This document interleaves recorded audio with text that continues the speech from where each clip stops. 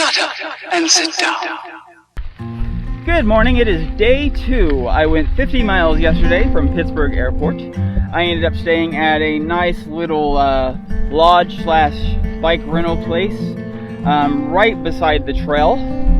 I actually got lucky to find it because I couldn't find any camping spots or any places where I could actually stealth camp. And I actually had a hard time finding food. Luckily I found a Dollar General and I got a Lunchable and a bag of M&Ms.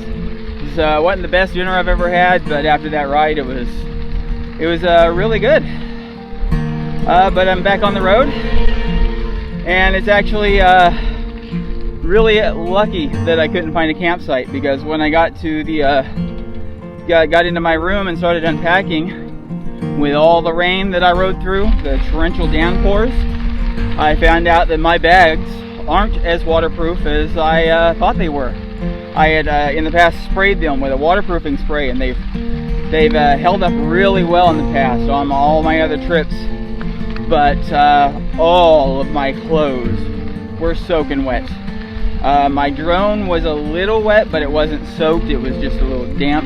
All my electronics were damp. It's like all my clothes just kind of sucked all the water up. And my bags were wet.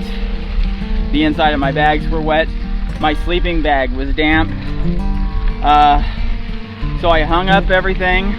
I laid out my sleeping bag. And inside the room was a hairdryer. So I got everything dry before I packed everything up this morning.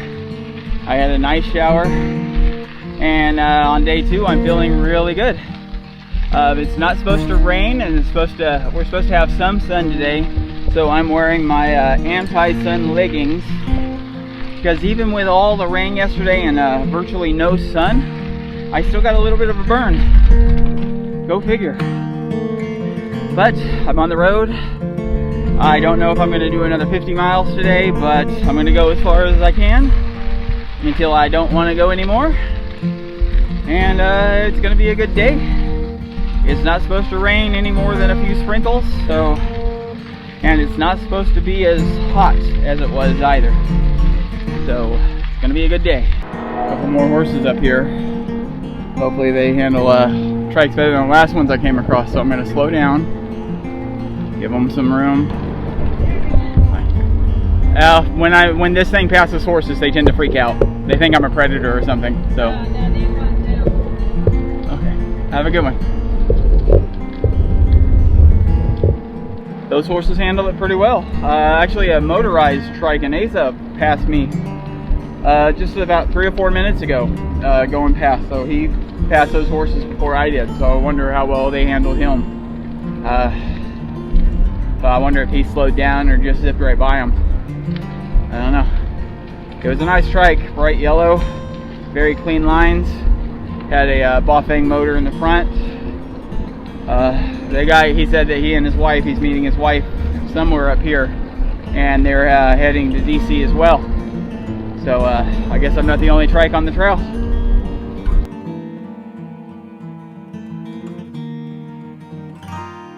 She opens up her weary eyes, the foggy cloud of vision fills the air. She strains to make some sense of all the abstract shapes and colors everywhere.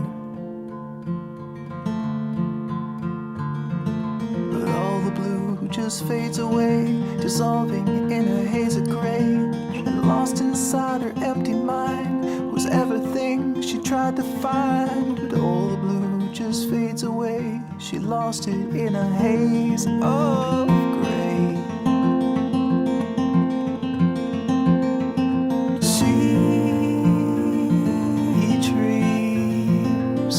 And blue.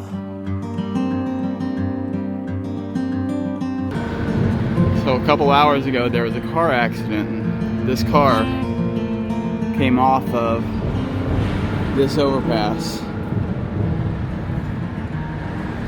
which goes over the bike trail that I'm on.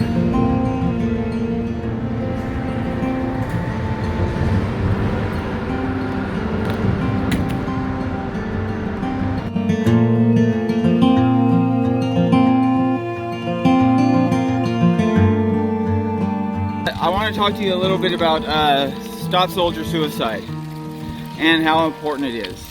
Returning soldiers now are more than 50% more likely than any other group of people to commit suicide.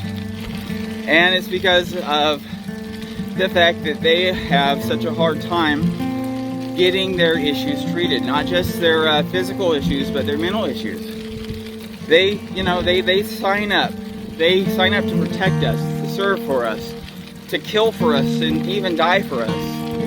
They leave their homes, they leave their safety, they go overseas to horribly hot, sandy, dry places where they're not welcome. People aren't happy to see them.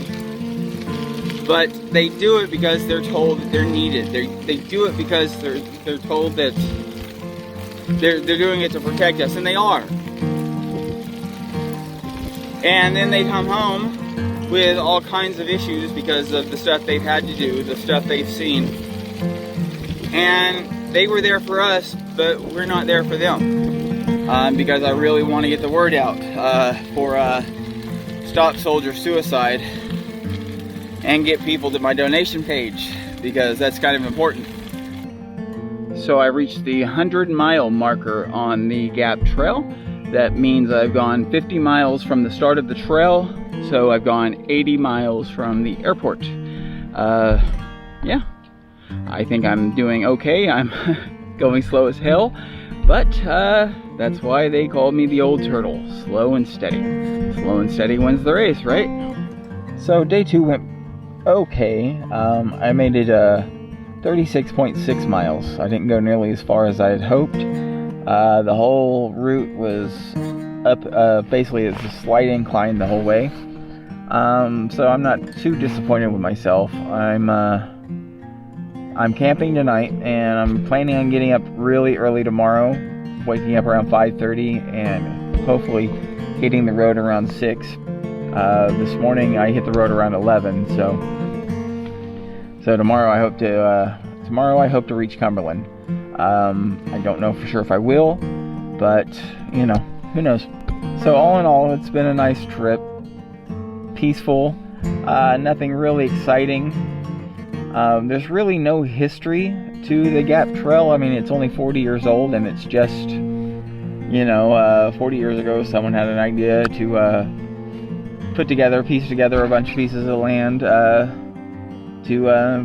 make a large trail for bikes, and they made the Gap Trail and they merged it with the CNO, and now you can go from Pittsburgh to DC.